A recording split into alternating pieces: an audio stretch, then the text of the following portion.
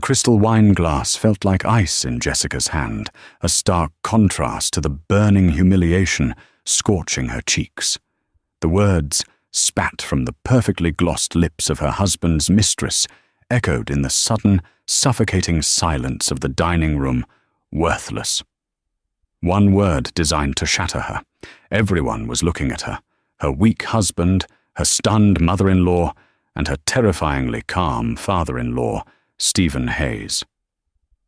What would you do if the life you sacrificed everything for was declared worthless right in front of you? For Jessica, that single venomous word wasn't an end. It was a violent, shocking beginning to a story no one, least of all her, could have ever predicted. Life for Jessica Hayes was a masterpiece of curated perfection. From the outside, it was a portrait of enviable success. She was married to Michael Hayes, the charismatic and ambitious heir to Hayes Industries, a sprawling logistics empire built from the ground up by his formidable father, Stephen Hayes. Their home in the exclusive suburb of Oakwood Hills was a testament to their status, a modern glass and steel marvel, with panoramic city views interiors that graced architectural magazines and gardens that bloomed with unnatural precision. Jessica was the quiet, elegant force behind this perfection. She had met Michael in college, a bright-eyed art history major with dreams of curating a museum. He had been a driven business student, handsome and full of promises. When he proposed, he hadn't just offered her a ring, he had offered her a world he'd explained that required a certain kind of partnership. His career would be demanding his family expectations high. He needed a wife who could manage their world so he could conquer the other one. And Jessica, deeply in love, had agreed. She put her own ambitions in a beautifully wrapped box and stored them in the attic of her mind. She became Mrs. Hayes. Her new career was managing the household staff, orchestrating flawless dinner parties for Michael's business associates, and sitting on the boards of the right charities. She was the perfect accessory to his life, poised, intelligent, and impeccably dressed, ensuring every cog in their domestic machine ran silently and smoothly. But over the last 2 years, the gilded cage had begun to feel less like a sanctuary and more like a prison. The silence in their massive home had grown cavernous. Michael was no longer just working late. He was absent. His phone, once a tool for business, was now a guarded fortress, always angled away from her, buzzing with texts at all hours that he would dismiss with a casual, "just work on." The intimacy had evaporated, replaced by a polite, hollow routine. Kisses were pecks on the cheek in passing. Conversations were logistical exchanges about schedules and social obligations. Jessica felt a creeping invisibility, as if she were slowly fading into the beige silk wallpaper of her own home.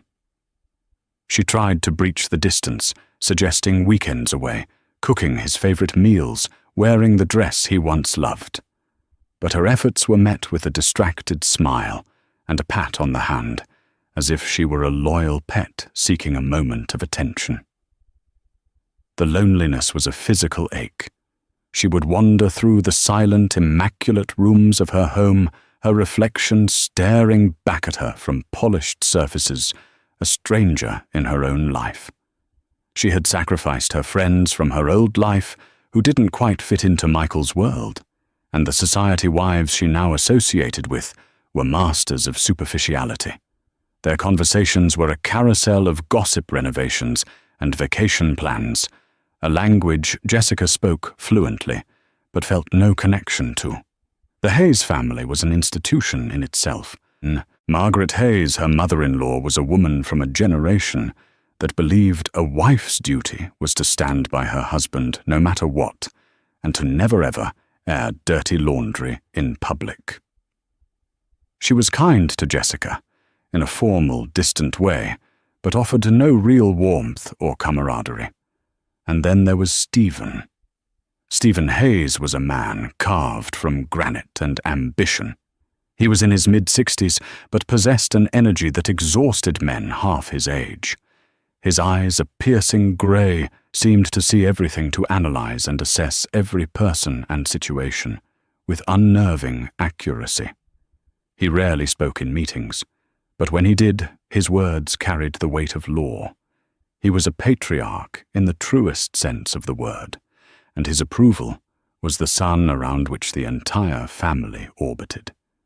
He had always been polite to Jessica, treating her with a detached respect he might afford a valuable, if non-essential, asset.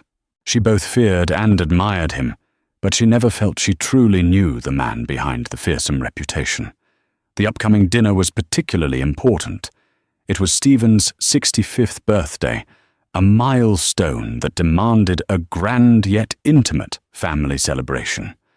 Jessica had been planning it for weeks, a task she approached with the meticulous detail of a military strategist.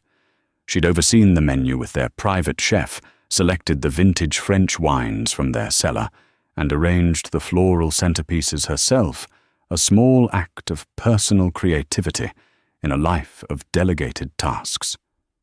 This dinner, she hoped, would be a chance to reconnect. A chance for Michael to see the effort she put in for the family, to feel like a family again, even if just for one night.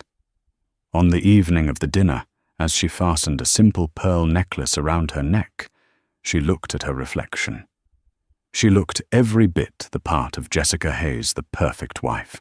Her navy blue dress was understated elegance, her makeup flawless. But her eyes held a flicker of desperation. She took a deep breath, pushing down the familiar knot of anxiety in her stomach. It was just a family dinner. It would be fine. She would make sure of it. As she walked down the sweeping staircase to greet her in-laws, she had no idea that the foundations of her perfectly constructed world were about to be bulldozed into rubble. The evening began with the strained politeness that had become the hallmark of Hayes family gatherings. Stephen and Margaret arrived precisely at 7. Stephen presented Jessica with a bottle of wine, so rare it was practically a museum piece. His compliment on the home's appearance, both a genuine appreciation and a subtle reminder of her role. "The house looks impeccable, Jessica." As always. Margaret, draped in cashmere and diamonds, kissed the air beside Jessica's cheek and immediately began a gentle critique of the flower arrangements. "Lilies are a lovely choice, dear, though perhaps a bit funereal for a birthday, don't you think?" Jessica just smiled. "I thought their elegance was fitting for the occasion, Margaret." Michael, for his part, was playing the role of the doting son and husband with practiced ease. He poured his father a glass of 25-year-old Scotch, laughed at a familiar anecdote, and even placed a proprietary hand on the small of Jessica's back as she moved around the living room. It was a performance, and Jessica was his unwilling co-star. She could feel the tension in his touch, the slight tremor that betrayed his anxiety. His phone had been buzzing in his pocket all day, each vibration a small betrayal that only she seemed to notice. They moved into the grand dining room, the table a glittering landscape of polished silver and Waterford crystal. The first course, a delicate seared scallop dish, was served, and the conversation remained in the shallow end of the pool market trends, local politics, Margaret's upcoming charity luncheon. Jessica felt herself receding, becoming a silent observer at her own table, nodding and smiling as required. It was during a lull in the conversation between the scallop course and the main course of roasted duck that the doorbell rang. Its chime cut through the quiet hum of the room with the jarring finality of a gavel. The housekeeper, a discreet woman named Maria, was already moving to answer it, but Michael shot up from his seat, his face suddenly pale. "I'll get it," he said, his voice a little too loud. "Probably just a late delivery." Stephen's grey eyes narrowed slightly, a barely perceptible shift.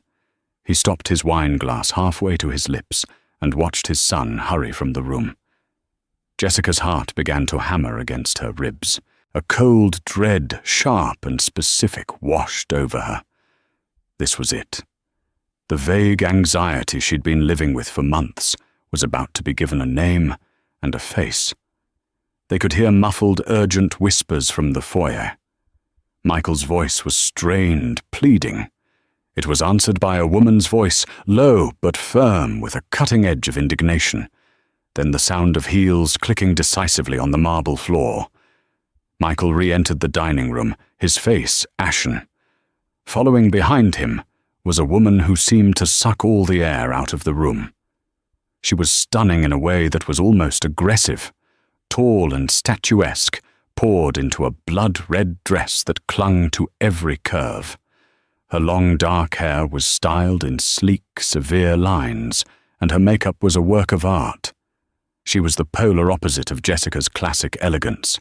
She was a declaration of war.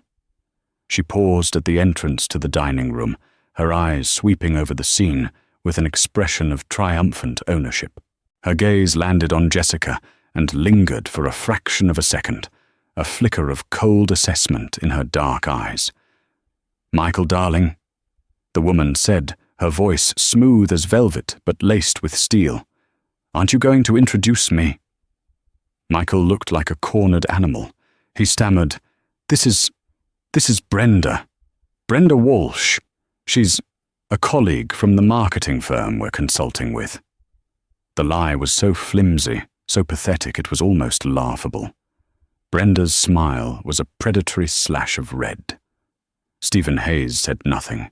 He simply placed his wine glass down with a soft, deliberate click. He looked from his son's panicked face to the defiant woman in the red dress, and then for a long, unbearable moment, his unreadable gaze settled on Jessica. In that moment, she felt more exposed than if she'd been naked. He wasn't just looking at her. He was dissecting her reaction, judging her composure under fire. Margaret gasped softly, her hand flying to her pearls. "Michael, what is the meaning of this?"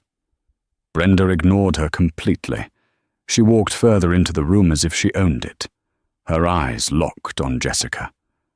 "Oh, I think we can all be a bit more honest than that." She purred, her voice dripping with condescension. "I'm Brenda. I'm the woman your husband actually loves." She stopped right beside the table, her presence an invasive, cloying perfume in the air. "And you," she said, looking directly at Jessica, her voice dropping to a conspiratorial, cruel whisper meant for the entire table to hear, "must be the wife." The silence that followed Brenda's pronouncement was a physical entity. It pressed in on them heavy and suffocating. Jessica felt as if she were underwater, the sounds of the room distant and distorted.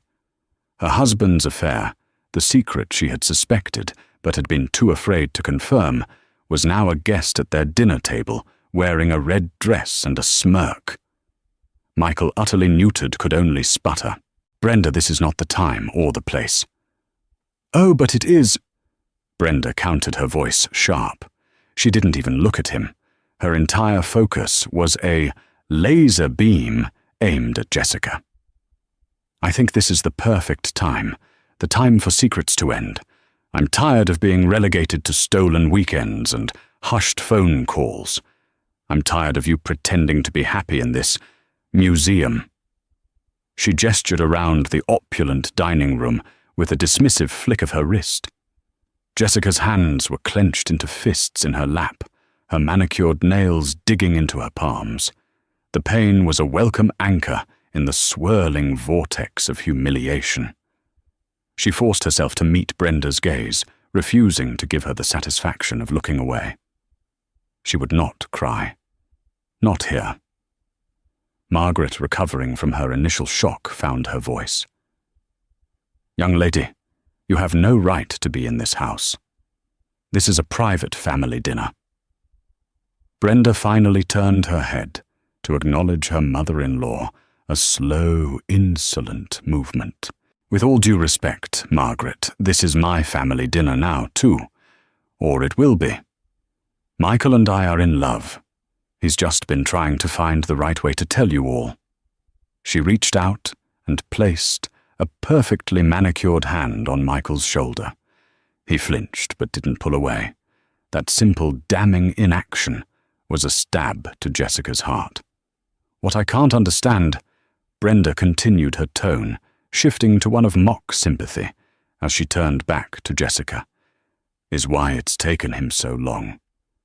I mean, what is there to even hold on to here?" Her eyes roamed over Jessica from her simple pearl necklace to her conservative dress, her gaze lingering with open contempt. "You don't work. You don't have a career. You don't bring anything to the table except floral arrangements." She laughed, a short, ugly sound. "Michael is a shark, a titan of industry. He needs a partner, an equal, someone who understands his world, who can challenge him and build an empire with him." Every word was a carefully chosen dart, dipped in the poison of Jessica's deepest insecurities. The career she'd given up, the intellectual life she'd let wither, the nagging feeling that she had become nothing more than a high-class housekeeper. Jessica felt a tremor start in her hands. She wanted to scream, to throw her wine in this woman's smug face, to claw that look of triumph from her eyes.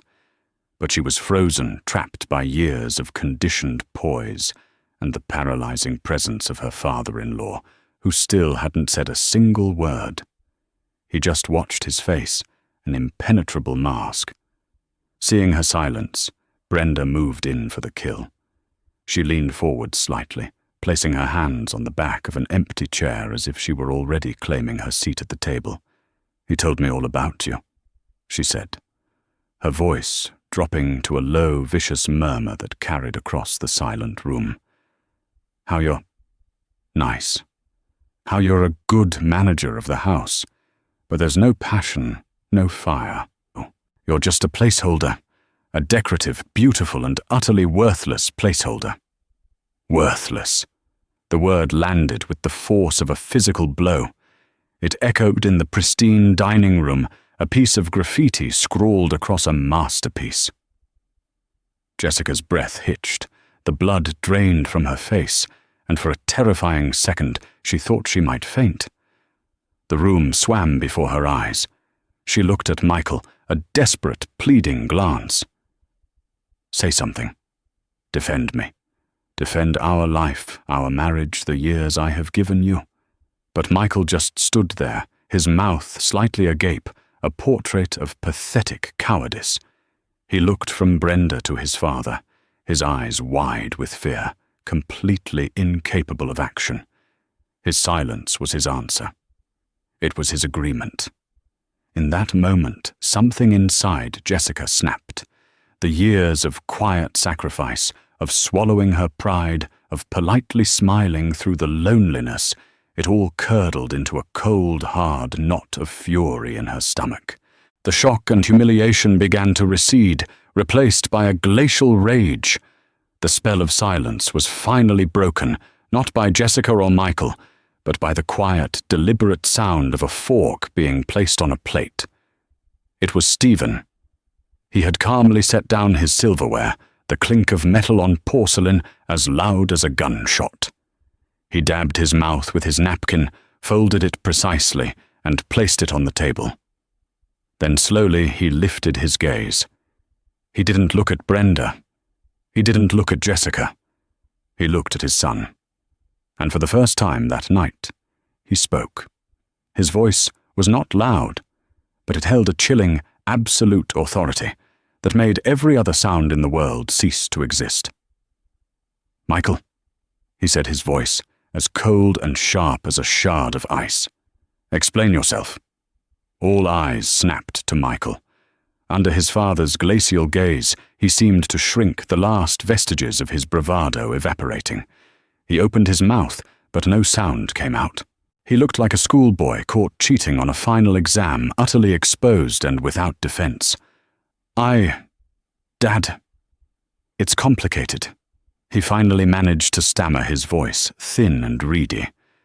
Stephen Hayes let out a short, mirthless puff of air that wasn't quite a laugh. "Complicated," He repeated the word, tasting like an insult on his tongue. No, Michael, it isn't. It is, in fact, painfully simple. He still hadn't looked at Brenda, who stood frozen, her triumphant smirk beginning to falter. She had expected a shouting match, tears, a dramatic family implosion. She had not expected this cold, clinical dissection. Stephen slowly rose from his chair. He wasn't a tall man, but his presence was immense, filling the room with an aura of raw, controlled power. He began to walk slowly around the table, his expensive shoes making no sound on the thick Persian rug. For 35 years, Stephen began his voice, a low, menacing rumble. I have built a company, not just a company, an empire, and I did not build it on flashy deals or clever marketing. I built it on one principle above all others: integrity. Your word is your bond. Loyalty is not a currency to be spent. It is the bedrock upon which everything is built. He stopped behind Michael's chair, placing a heavy hand on his son's shoulder. Michael flinched, as if he'd been burned. I have given you everything. Stephen continued, his voice dangerously soft. The best education. A position of power you didn't earn. A life of luxury you have never had to struggle for. And in return, I asked for very little. I asked you to be a Hayes, to understand the weight of that name. And what do you do? He squeezed Michael's shoulder hard. You bring this instability, this lack of judgment into my house, on my birthday. He finally turned his gaze to Brenda. She visibly recoiled her bravado, shattering under the force of his contempt. He didn't look at her with anger. He looked at her with the dispassionate air of a man examining a flawed piece of merchandise. You, he said, his voice flat. You think you are a shark. You think you have won some great prize. He gestured vaguely at Michael. You have attached yourself to this. A boy playing at being a man. A boy who lacks the fundamental courage to end one relationship before beginning another. A boy who would allow his wife, the mother of his future children, to be humiliated in his own home. He took a step closer to her. You are not a partner. You are a liability, a miscalculation. You think this is about love, about passion. This is a business transaction. And you, Ms. Walsh, have proven yourself to be a very, very poor investment. Brenda's face, once a mask of smug confidence, was now a crumbling facade of shock and fury. You have no right. I have every right. Stephen cut her off, his voice slicing through hers like a razor. This is my legacy, my family, my house. You are an intruder who has fundamentally misread the situation.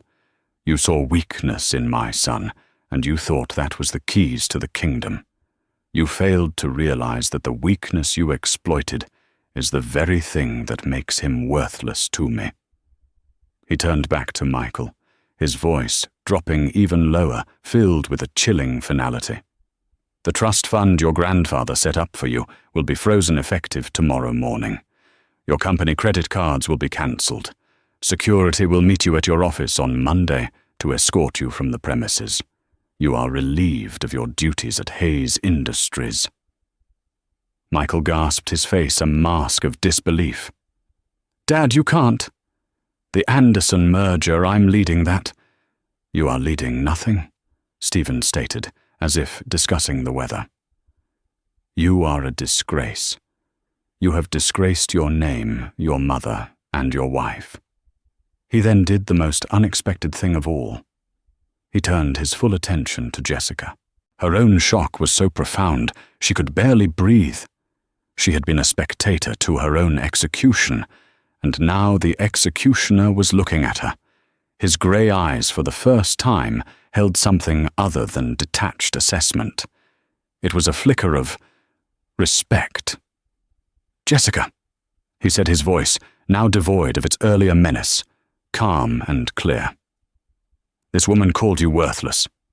He paused, letting the word hang in the air again, but this time it had lost its power. He had stripped it of its venom.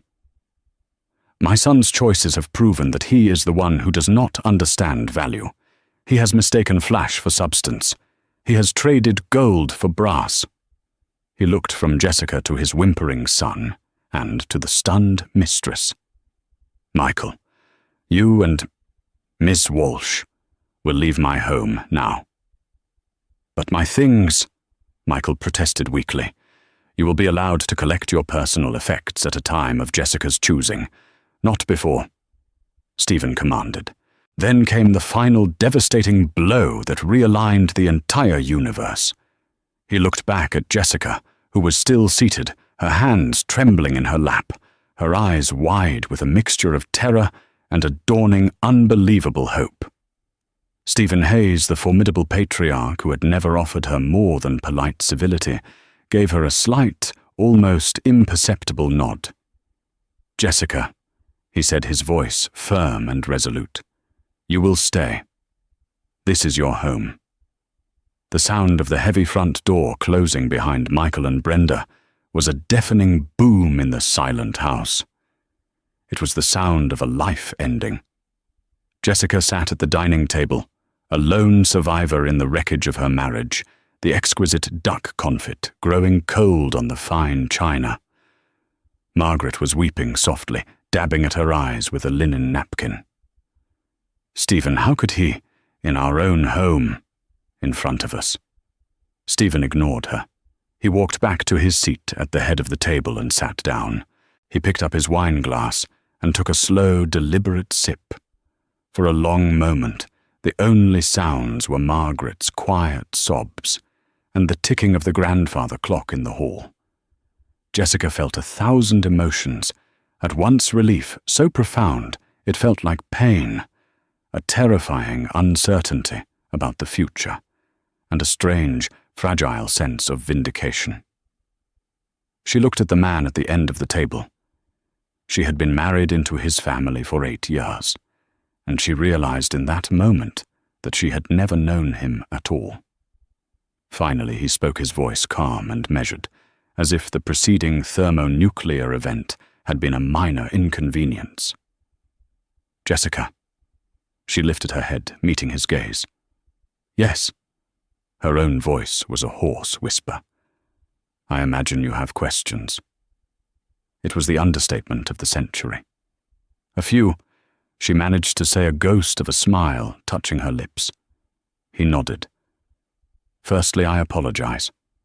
Not for Michael's behavior. He is a man, and he is responsible for his own failings. I apologize that you were subjected to that scene in this house.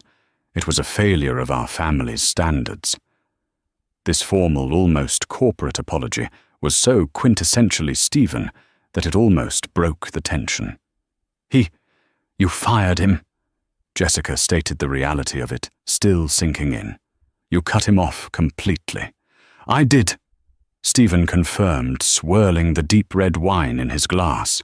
Hayes Industries was not built to be a playground for spoiled children. It was built on strength, foresight, and unwavering reliability. Michael has demonstrated a catastrophic lack of all three.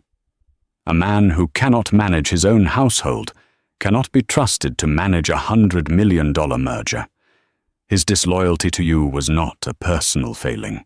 It was a character flaw, and character flaws are liabilities I do not tolerate in my business. Jessica stared at him, beginning to understand. This wasn't just about a cheating husband. To Stephen, this was a business problem. Michael's affair was a symptom of a deeper rot, poor judgment, a lack of discipline, a preference for short-term gratification over long-term stability. He had assessed his son and found him to be a bad investment. "Did you know?" Jessica asked the question, escaping her before she could stop it. "About the affair?" Stephen met her eyes without flinching. "I have known for 6 months that Michael was careless with company funds, that he was taking business trips to resorts with a marketing consultant. I did not know her name, nor did I care to. I was observing. I was waiting to see if my son had the character to rectify his own mistakes. I gave him enough rope to see what he would do with it.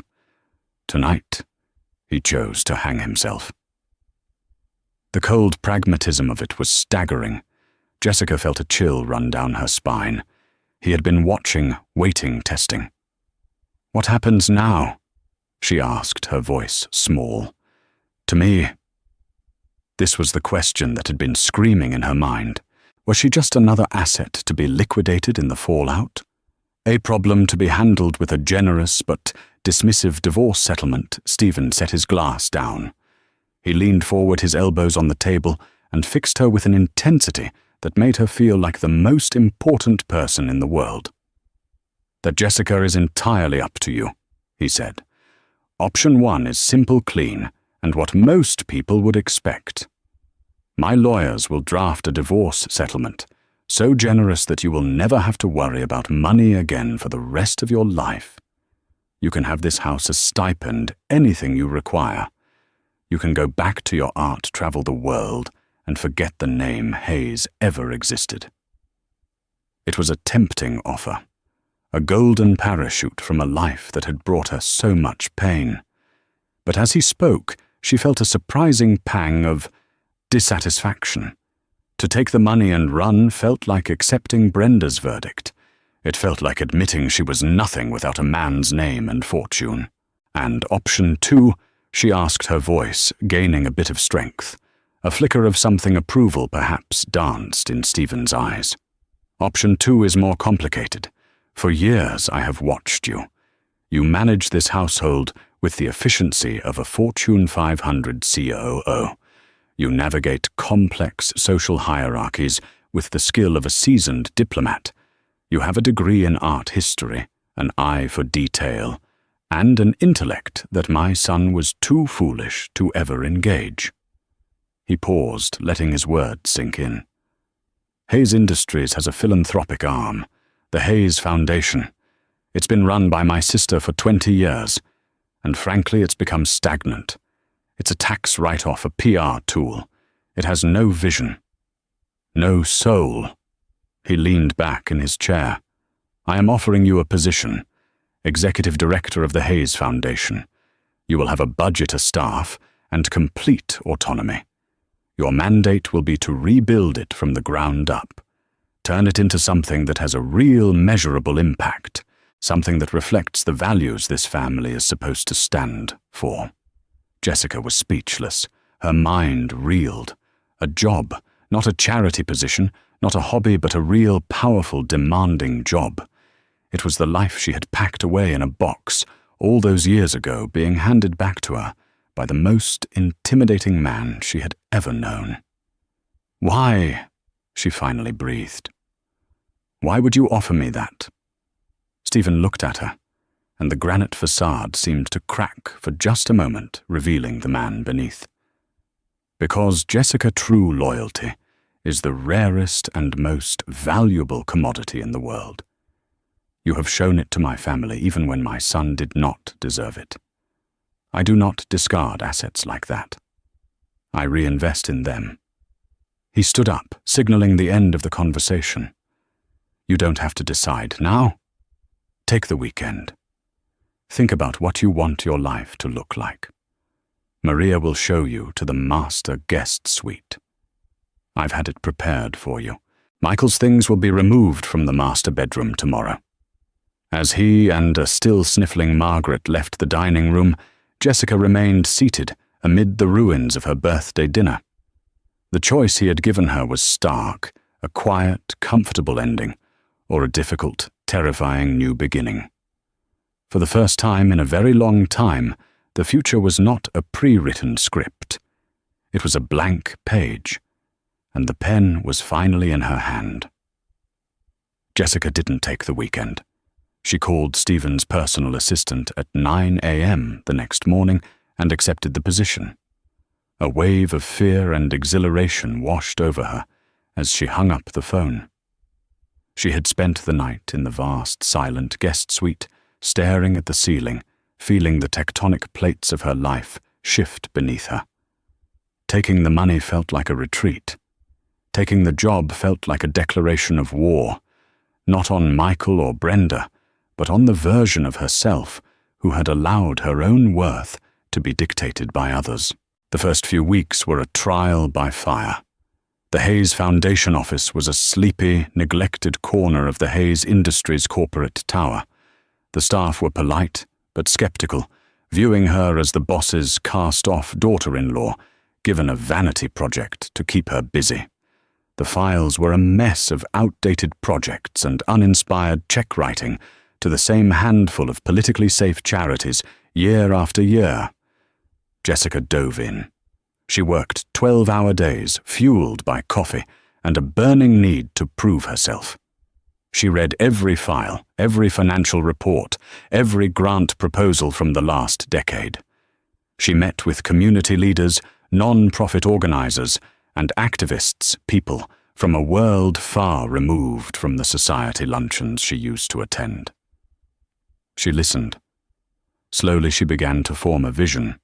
Instead of just writing checks, the foundation would become an active partner. She proposed a new flagship initiative, Project Catalyst, which would provide seed funding and, more importantly, business mentorship from Hays Industries executives to women and minority-owned startups focused on sustainable technology. When she presented the plan to Stephen, she was terrified. She laid out her vision, her budget projections, and her expected outcomes in a formal boardroom presentation.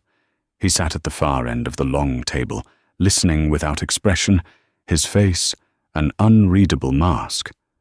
When she finished, the silence stretched for an eternity. "It's aggressive," he said finally. "It's risky. The old guard on the board will hate it." Jessica's heart sank. "Good," he added, a rare, thin smile touching his lips. "It's about time someone shook things up. The budget is approved. Run with it." That approval was the spark that lit the fire. Jessica transformed. The quiet, accommodating Mrs. Hays was shed like a skin. In her place was Ms. Jessica Croft. She had started using her maiden name professionally, the driven, incisive director of the Hays Foundation. Her wardrobe of soft pastels was replaced with sharp blazers and power dresses. Her hesitant suggestions became confident directives. Her work became her life, but unlike her old life, it energized rather than drained her.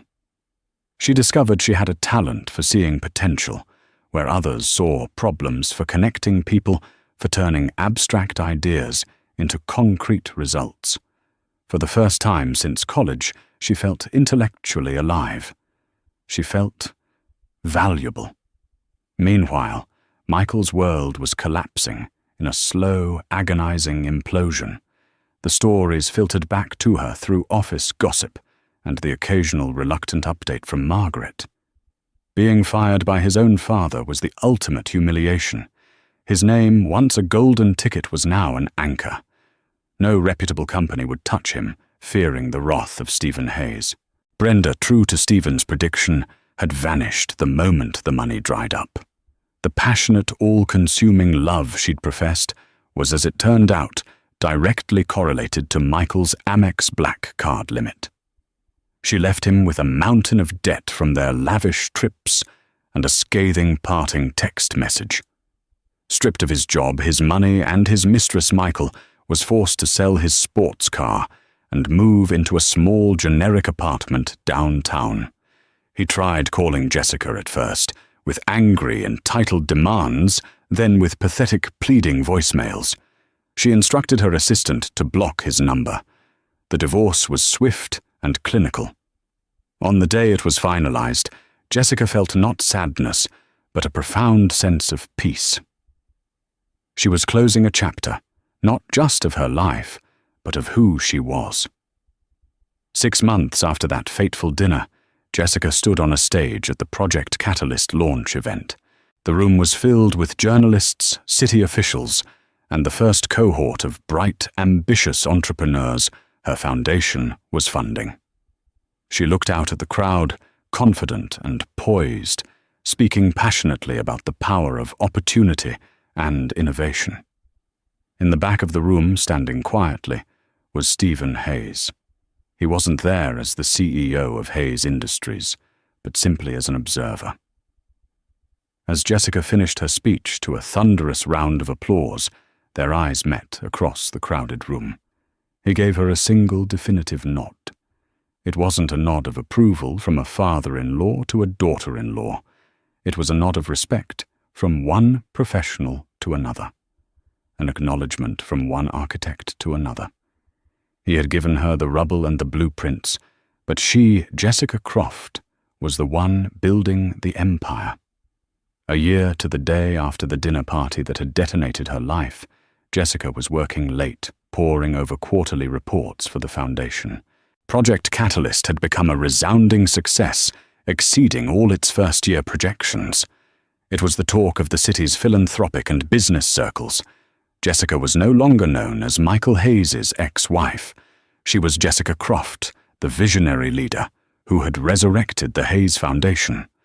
Her office, once a corporate afterthought, was now a vibrant hub of activity, with walls covered in project plans and photos of the entrepreneurs they supported. It was a space that reflected her organized, dynamic, and full of purpose. Her intercom buzzed. "Ms. Croft," her assistant's voice said, sounding hesitant. "There's a Michael Hayes here to see you. He doesn't have an appointment, but he's insistent." Jessica's fingers stilled on her keyboard. A cold knot formed in her stomach, but it was a knot of annoyance, not fear. "It's all right, Sarah. Send him in." The man who walked through her office door was a ghost. The old Michael, tanned, tailored, and radiating an effortless arrogance, was gone. This Michael was thin, his expensive suit looked rumpled, and a size too big, and his eyes were hollowed out with desperation. He looked like a man who had been adrift for a very long time. He stopped in the middle of her office, looking around at the unfamiliar space at her. "Jess," he said, his voice raspy, "you look amazing. What do you want, Michael?" She asked, her tone polite but firm. There was no anger left, only a vast, empty distance. "I wanted to see you. To talk," he said, taking a hesitant step forward. "I've had a lot of time to think this past year. About everything. About what I did. What I lost." He gestured around her office. "My father. He gave you this. My job. Your father gave me an opportunity." Jessica corrected him coolly. "I built this. This wasn't yours to have, Michael. You wouldn't have known what to do with it." The truth of her words seemed to hit him. He deflated the last of his resentment, draining away, leaving only a pathetic sorrow. "You're right," he whispered. "I see that now. I was a fool, Jess. I was an idiot who didn't know what he had. She meant nothing. Brenda, it was all just an escape, an ego trip. It wasn't real. It was real enough to call me worthless in front of your family," Jessica reminded him, not out of spite, but as a statement of fact. He flinched, the memory still raw. "I know. And I let her. God, I hate myself for that every single day. I should have defended you. I should have thrown her out on the street." His eyes filled with tears. "I miss you, Jess. I miss our life. I know I don't deserve it, but I'm asking for another chance. I can change. I can be the man you deserve." A year ago, those words might have broken her heart. A year ago, a part of her might have yearned to believe him. But the woman he was speaking to no longer existed. He was proposing to a memory. Jessica slowly stood up and walked around her desk, stopping a safe distance from him. "No, Michael," she said, her voice soft but absolute. "You can't have another chance with me. And you're right, you don't deserve one. But that's not the reason." She looked at him, truly looked at him, and felt a strange, detached pity. "The woman you're asking for is gone. You and your father and Brenda, you all helped to kill her that night. You broke her. But from those broken pieces I built someone new, someone stronger, someone who doesn't need your validation to know her own worth." She walked to the door and held it open. I wish you well, Michael. I truly hope you find a way to build a better life for yourself. But it won't be with me. My life is here now." He stared at her for a long moment, the finality of her words washing over him. He saw it in her eyes, the steel, the confidence, the unbreachable self-possession. She was a stranger to him now. Defeated, he turned and walked out of her office and out of her life for good. Jessica closed the door and leaned against it, taking a deep, steadying breath. There was no triumph, only a quiet, profound closure. The ghost had been faced and dismissed. Later that evening she had dinner with Stephen. It had become a weekly ritual, a meeting of minds. They rarely spoke of Michael or the past. They talked about the foundation, about the market, about politics and art. He had become her mentor, her champion, and in the most unexpected way, the truest family she had ever known. As they sat across from each other, raising their glasses in a silent toast, Jessica looked at the man who had in one night both destroyed her world and given her the tools to build a new one. She had once been defined by the name Hayes, a name she had taken in marriage. Now she had forged her own name, one built not on inheritance or association, but on her own resilience, her own intellect, and her own undeniable worth. And that was a foundation that no one could ever shatter. 2 years passed. In that time, Jessica Croft didn't just run the Hayes Foundation. She turned it into a powerhouse of social innovation. Project Catalyst had become a nationally recognized incubator, and Jessica herself had become a prominent and respected voice in the city. She sat on civic boards, gave keynote speeches, and was featured in business magazines, not as a socialite, but as a strategist and a leader. Her past life as Mrs. Michael Hayes felt like a story she had read about someone else. Her relationship with Stephen had evolved into a deep and mutually respectful partnership. Their weekly dinners were less about mentorship and more a council of peers. He valued her perspective, her ability to see the human element in a balance sheet, a skill he admitted his own world often overlooked. He saw in her the successor he had always wanted, but never had in his own son someone with vision grit and an unimpeachable core of integrity. One crisp autumn afternoon, Jessica was summoned to the main corporate boardroom on the 50th floor of the Hayes Tower. This was unusual. Her foundation meetings were typically held in her own offices. When she arrived, she found not just Stephen, but the entire executive board assembled, a collection of grim-faced, silver-haired men who had been with Hayes Industries for decades. They looked at her with a mixture of curiosity and thinly veiled condescension as she took the single empty seat beside Stephen at the head of the table. Stephen Hayes, now approaching 70, looked as formidable as ever, but Jessica could see the subtle signs of age in the slight slump of his shoulders and the weariness around his eyes. He commanded the room to silence with a simple clearing of his throat.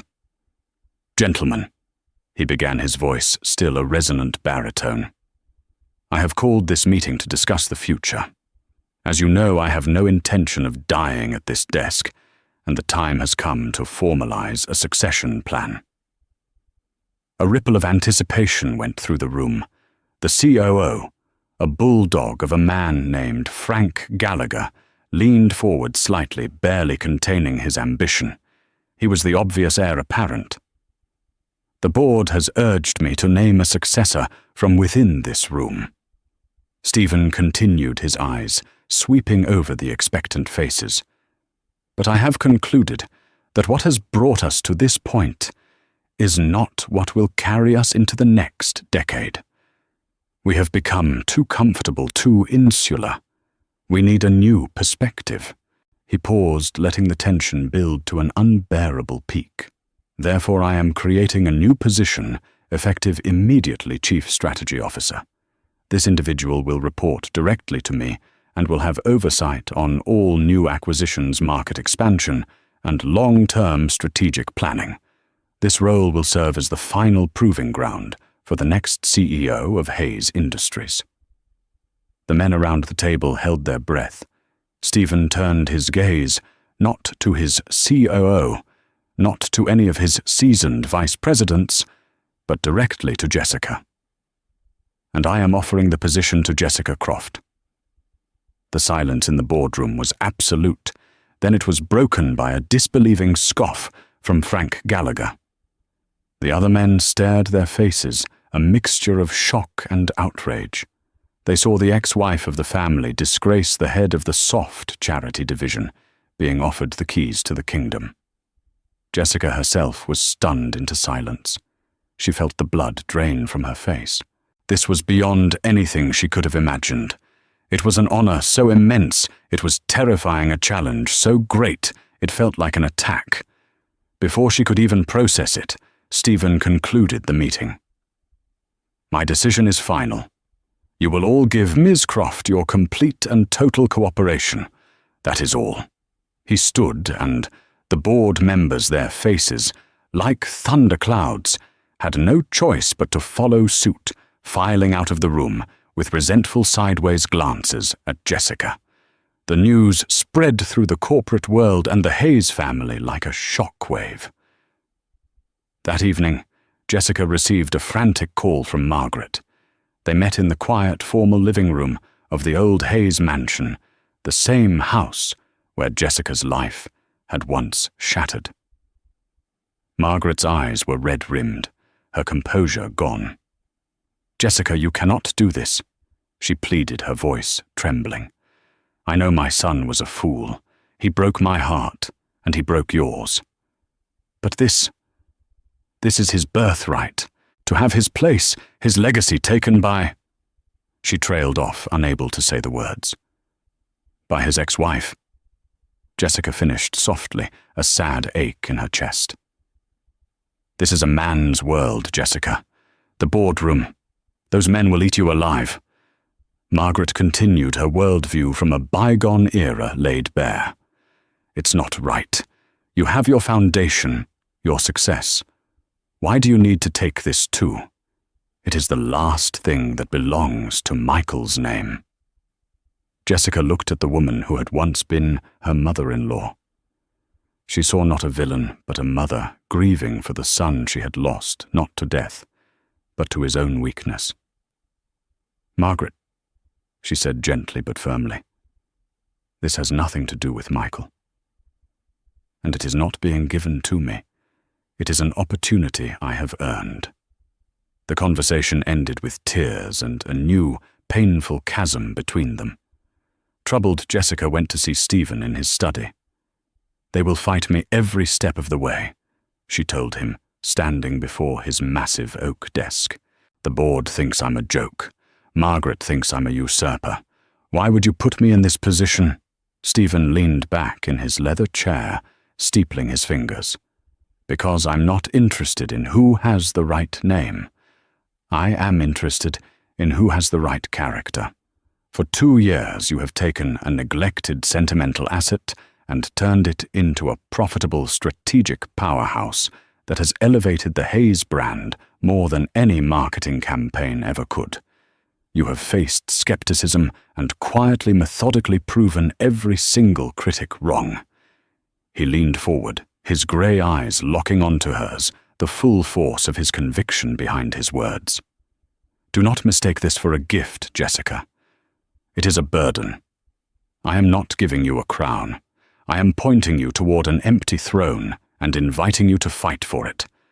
Those men in the boardroom are sharks who have smelled blood in the water for years. Defeating them will be the final test. The question is not why I am putting you in this position. The question is, do you have the will to take what is being offered?" Jessica stood there, the weight of his words of the future settling onto her shoulders. She thought of the woman who had sat at a dinner table, branded worthless. She thought of the fear and the uncertainty, and the spark of rage that had refused to be extinguished. She had not survived all of that, just to retreat when the ultimate challenge presented itself. A slow, determined smile touched her lips. "Yes," she said, her voice clear and steady. "I do." Her new war had just begun. Jessica's story is a powerful reminder that sometimes our lowest moments are not an ending, but a violent and necessary catalyst for change. It proves that our value is never determined by someone else's opinion, but by our own courage to redefine our lives, even from the ashes of betrayal. She found an unexpected ally in the one person she feared most, and in doing so, discovered the strength she possessed all along. If Jessica's journey from a life of quiet sacrifice to one of powerful self-determination resonated with you, please show your support by hitting that like button. Share this video with someone who might need to hear that it's never too late to build a new foundation. And don't forget to subscribe and click the notification bell for more real-life stories of incredible transformation. In the comments below, let us know, what do you think was Stephen Hayes' true motivation? Was it family loyalty or cold, hard business? We'd love to hear your thoughts.